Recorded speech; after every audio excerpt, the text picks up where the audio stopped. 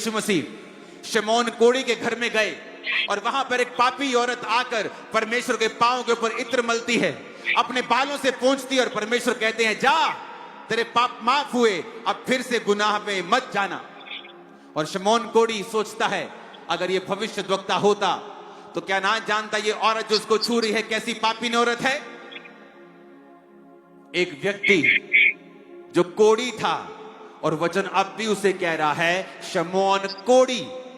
Jesus Christ के पास जाने के बाद भी वो लोग तो कुछ लोग तो यीशु को देख नहीं पाते थे, दूर दूर से पकड़ते थे उसको, कहीं कपड़ा छू लिया, कहीं जीसस की टांग छू ली, किसी को हाथ छू लिया, किसी का पीठ छू लिया और चंगे हो गए। लेकिन उस व्यक्ति के पास तो यीशु मसीह चलकर उसके घर में आते हैं और फिर भी वो कोढ़ी का कोढ़ी रहता है। वचन भी उसे यही कहता है शमौन कोढ़ी। और एक औरत जो नीवी होके नम्र होके यीशु के पास आती है और परमेश्वर उसके गुनाहों को माफ कर देते हैं। इसका मतलब जरूरी नहीं आप मसीह में हैं तो आप चंगे होंगे, जरूरी नहीं है जब तक आप में वो विश्वास, और विश्वास वो कर्मों का विश्वास।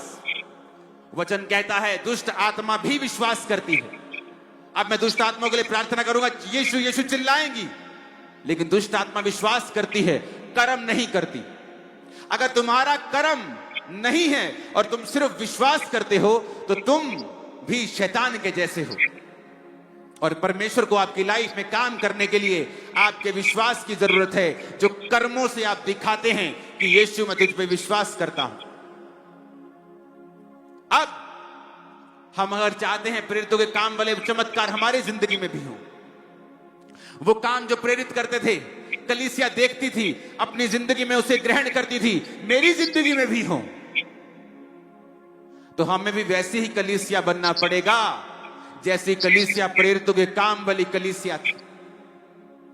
प्रेरित कैसे थे? वचन कहता है 3:1 में पतरस और यूहन्ना तीसरे पहर प्रार्थना के समय, ऊंची आवाज में कहो प्रार्थना का समय। मेरी आवाज आपसे कम होनी चाहिए, आपकी ज्यादा होनी चाहिए, पीछे तक आप बैठे हो।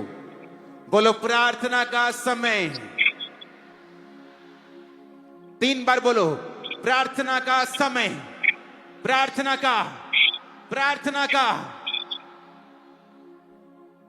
वहां पे पतरस और यूहन्ना लंगड़े को चलाने बिल्कुल नहीं गए थे, वो तो प्रेयर करने के लिए जा रहे थे। चलो प्रार्थना